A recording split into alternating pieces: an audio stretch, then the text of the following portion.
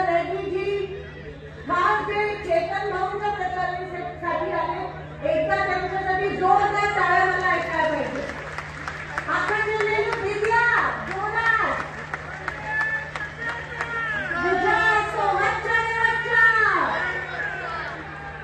उपस्थित आदरणीय आपल्या सगळ्यांचे मार्गदर्शक आदरणीय शिंदे साहेब, आदरणीय चेतन भाऊ गलटेजी, आदरणीय यदुलाल सर, आदरणीय नेमकाजी उपस्थित सर्व व्यासपीठ, माझ्या आकाशचे नेहरू मित्र आणि उपस्थित सर्व मान्यवर कालपुरीजी, रेवंतांना खास आज आपल्यासाठी माझे तर ते हिरो आहे.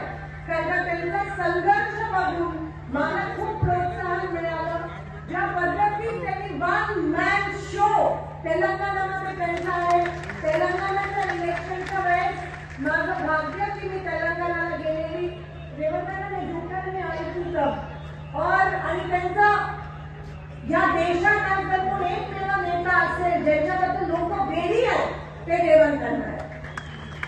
मोदीजी नाही, जे रेवंतांचा संघर्ष आहे की मातीतून ते वर आले, जेलमध्ये गेले, मोदीजी त्यांना जेलमध्ये टाकला, त्रास दिला, तरी त्या राज्याच्या लोकांमधून ते मुख्यमंत्री झाले.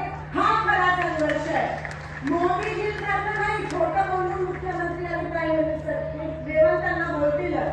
पण मला एवढंच तुम्हाला सांगायचं की 15 वर्ष मी इकडे आमदार होते, 15 वर्ष तुम्ही मला सांभाळलं, 15 वर्ष मी ज्या मतदाराला एका लहान बाळासारखं सांभाळलं, 3 वेळा तुमची आमदार झाली आणि त्या 4थी वेळ तुम्ही मला खासदार बनवलं. प्रथमतः मी माझ्या सगळ्या बीडी कामगार आता चॅलेंजमध्ये मनापासून आभार मानते.